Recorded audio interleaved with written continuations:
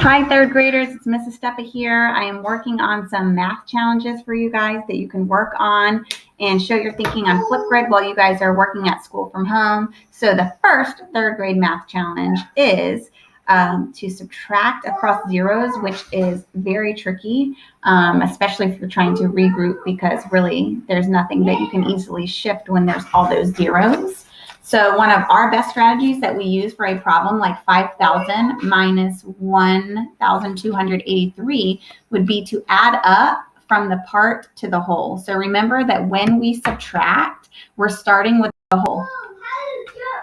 So in this problem, my whole would be 5,000.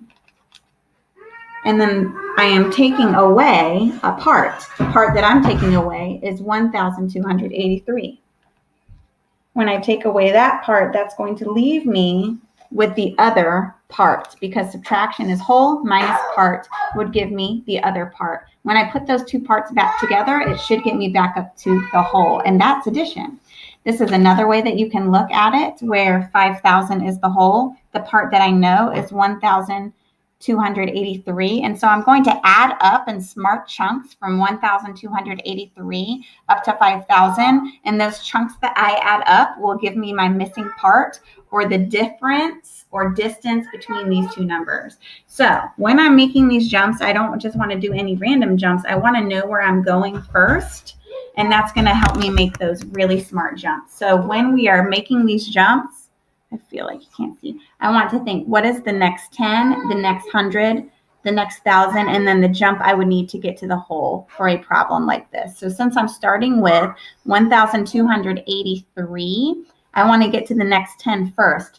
First thing I need to understand is what 10 I'm actually in. So if I'm at 1,283, the digit 8 is in the tens place. That means I'm in 80 for my tens. 80 and then 3 more actually is 83. So if I'm at 1,283, my 10 that I'm in is 80. The next 10 would be 90. So my next 10 would be 1,290. Now that I know where I'm going for the next 10, I'm going to think about, if 1,290 was my next 10, what would be the next 100? So in 1,290, I have 200s. After 200, when I'm counting by hundreds, would be 300. So my next 100 would be 1,300. Now that's my next 100. I know it's 100 because you can see I have a number that's a multiple of 100 right there, 300. With my tens, I had a multiple of 10 right there, so I know that's a 10. Now, when I get to the next 1,000, I want to first think about what 1,000 I'm in, which is 1,000. After 1,000, the next 1,000 would be 2,000. So then I have planned out how to get to the next 10, the next 100, the next 1,000, and my final jump will be to get to that whole. Now all I need to do is figure out how much am I actually adding each time. So when I went from 1,283 up to 1,290, I'm really thinking I'm going from 83 to 90. And I can even think like 3 and how much more would get me to the next 10. I'm adding 3 and 7 makes 10. If I added 7, that would get me up to 1,290. So I added 7 ones, right? Now I'm adding ones on this jump, right? On this jump, I'm going from 90 to 300. So I could add ones, but that would take a really long time. If I just added a 10, that would get me to 1,300 right there. From 1,300 to 2,000, I need to add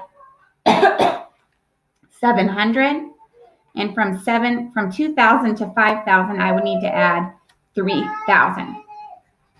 So then when I'm looking at the difference between these two numbers, I can see it right here.